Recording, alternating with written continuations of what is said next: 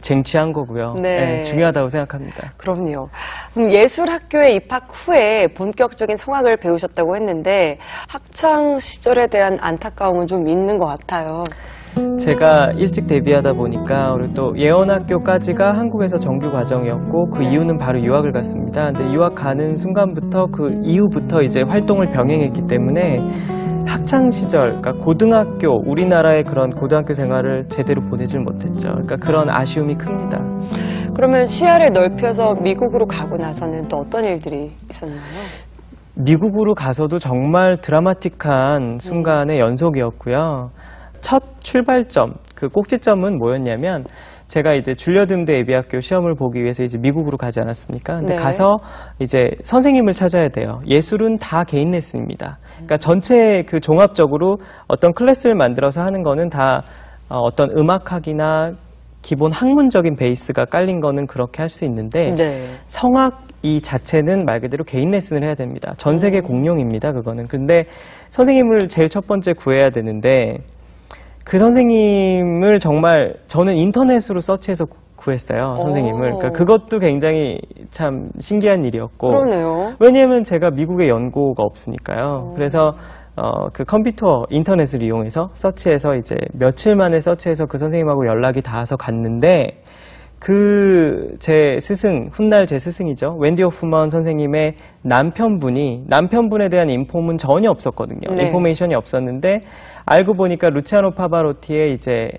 북미 지역 수석 반주자셨던 거예요. 와, 그러니까, 또 그렇게 인연이 네, 닿네요. 그 남편분이 얼바이스 선생님인데 네. 그 얼바이스 선생님을 만나게 되면서 이제 전 세계 음악 유명 관계자들을 다 만나게 됐고, 그러니까 그때부터 저는 참 운이 좋았던 것 같아요.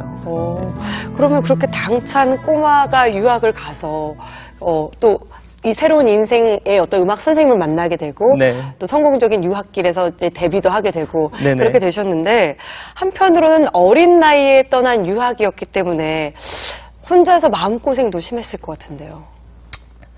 외로웠죠. 홈시크라고 그러죠. 그러니까 네. 향수병, 우리나라 단어로 하면. 근데 그렇죠. 그러니까 많이 외로워요. 많이 외롭고 유혹의 길에 빠지기 참 수월한 구조고, 네. 그러니까 저는 그나마 제가 해야 될 목표가 분명했고 전공이 분명했기 때문에 다행히 이렇게 나쁜 길로 빠지지 않고 결과가 좋게 된 건데, 보통 인문계 친구들은 그 자기 진로가 명확하지 않지 않습니까? 네. 그러니까 유혹의 손길들이 많은 거고 방황의 길로 접어드는 케이스들이 굉장히 흔하죠. 다반사죠. 네. 그러면 그런 이제 외로움 속에서 오는 정서적 결핍들은 어떻게 해결을 해나가셨어요? 근데 정서적 결핍들은 저는 너무나 감사하게 예술, 음악을 전공하고 있었으니까 그거를 음악적으로, 예술적으로 승화할 수 있었던 것 같아요. 그리고 그게 많은 도움이 됐고, 외로움이. 네. 음악의 어떤 성숙도에 있어서. 그래서 저는 참 다 그게 감사하게도 좋게 작용한 것 같습니다. 네. 이렇게 꿈을 향해서 한 발 한 발 다가가는 노력들이 또 행운을 불러오고 천운을 불러오고 숙명이란 단어를 떠올리게 하는 게 아닌가 싶습니다. 자, 다음의 성공 비결 만나보겠습니다.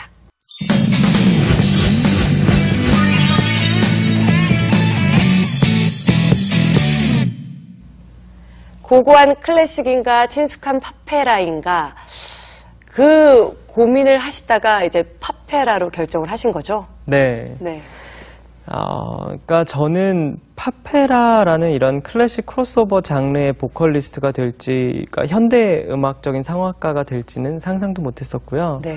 어렸을 때 제가 꿈꿔왔던 본래의 꿈이 아니니까, 원래 정말 제 본연의 꿈은 그때 당시 제 멘토였던 조수미 선배님이나 루치아노 파바로티, 플라시도 도밍고, 뭐 알프레도 크라우스 이런 분들처럼 정통 오페라 싱어가 되는 게 꿈이었는데, 네.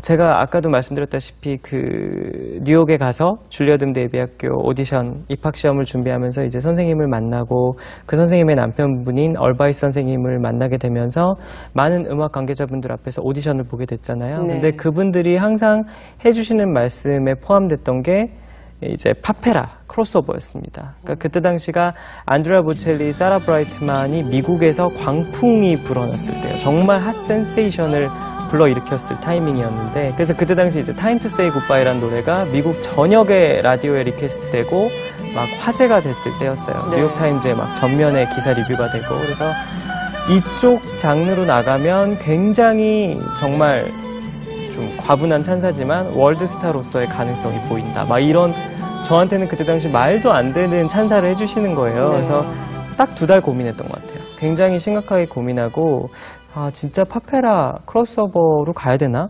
전향을 해야 되나? 이게 맞는 건가? 근데 어느 날 음악분수대에서 이렇게 고민을 하다가 딱 느껴진 게 아 맞아. 내가 한국에 있을 때 나의 어떤 멘토, 롤모델이었던 조수미 선배나 또 마리아 칼라스 이런 분들은 다 대중과 호흡했던 성악가였잖아요. 네. 그러니까 그분들 시절에는 파페라 이런 크로스오버 장르가 없었으니까 그분들이 선택을 안 했을 수도 있겠다라는 생각이 든 거예요. 그래서 아 이렇게 클래식에서 어떤 대중들과 가교를 할 수 있는 게 역할 해줄 수 있는 게 파페라겠다. 네. 그래서 이제 과감하게 초이스를 하게 됐죠. 예. 대중과 좀 더 교감을 원활히 할 수 네, 있는 소통하고 장르. 싶었고, 네. 그러니까 클래식은 지금도 그렇고 그때 당시도 그렇고 어떤 상류층의 음악이었어요. 그리고 정말 코어 매니아들을 위한, 그러니까 정말 그들만의 리그의 그들만의 음악이었거든요. 전 세계적으로 다. 네. 유럽 빼고 본고장인 뭐 이태리나 프랑스. 근데 이태리나 프랑스 자체도 젊은 세대들은 지금 현재 클래식을 잘 듣지를 않고 그런 오페라좌, 극장에 가지를 않습니다. 네. 그렇기 때문에 이런 고고한 보수적인 음악을 할 것이냐 아니면 정말 진보적이고 많은 대중들과 교감을 하는 새로운 21세기형 클래식을 할 것이냐. 네. 근데 저는 굉장히 진보 마인드가 강했기 때문에 정말 그렇게 프로그레시브한 음악을 하고 싶었습니다. 그래서 클래식의 틀을 바꿔보고 싶었고 어떤 클래식의 2단화가 된 거죠. 네네네. 예전에는 사실 정통 클래식 평론가들이 굉장히 파페라를 안 좋게 보고 안 좋은 리뷰를 많이 썼습니다. 상업주의에 치다른 음악 막 이렇게 얘기를 많이 했었는데 지금 현재는 거진 대부분의 음악 평론가들이 파페라, 클래식 크로스오버가 있기 때문에 클래식의 미래는 밝을 수 있다. 네. 이것만으로도 일단 파페라 크로스오버는 유지돼야 된다라는 평이 많아졌습니다. 지배적이게 바뀌었어요. 그러니까 네. 참 격세지감을 느낍니다. 제가 데뷔할 때만 해도 파페라를 옹호하는 시각보다는 정통 클래식은 배척하는 시각이 굉장히 지배적이었거든요. 네. 근데 지금은 저를 이렇게 현대 음악의 성악가로 분류해 주시고 많은 분들이 또 이제 어린 후배들이 저를 롤모델로 생각하고 그렇죠. 멘토로 생각하고 시대가 바뀐 것 같아요. 근데 시대가 바뀐 거 플러스 시대가 바뀐 거에 일조한 거는 저의 음악과 저의 노력이 있었다고 생각합니다. 그럼요. 전 감히 단언할 수 있습니다. 네. 그러면 그 후로 전 세계에서 많은 공연을 해오셨는데요. 가장 좀 인상적인 기억에 남는 공연 있을까요? 당연히 아까 이제 말씀드렸던 카네기올 저의 세계 데뷔 독창회나 네. 아니면은 이제 그 16대 대통령 취임식 이 2가지는 정말 평생 죽는 순간까지 잊을 수 없을 것 같고요. 네. 그 외에도 뭐 저한테는 뜻깊었던 무대는 뭐 일본의 NHK 홍백가합전이라든지 그때 이제 한국 클래식 아티스트로는 최초로 출연한 무대였었거든요. 그리고 또 뭐 제가 해외에서 이제 엑스포나 네. 올림픽 이런 관련한 음악회에 많이 나가고 있습니다. 그러니까 그런 것들도 참 기억에 남고 그리고 또 한국인으로서 국가행사에서 애국가 선창을 제가 여러 번 다수 했거든요. 네. 지금도 하고 있고 그런 것들은 참 감사한 일이고 애국가를 부르는 순간이 가장 행복합니다. 네, 어떤 노래를 부를 때보다도 애국가나 아리랑을 부를 때 가장 저의 아이덴티티가 잘 살아나는 것 같습니다. 네. 네, 이제는 이명주 하면 가장 먼저 파페라가 생각이 나고 그 덕분에 또 클래식하고 가까워진 게 아닐까 싶습니다. 대중과 클래식을 연결시켜주고 본 파페라 가수로서의 노력이 지금의 이명주 씨가 사랑받는 이유가 아닐까 싶은데요. 자, 마지막 성공 비결 만나보겠습니다.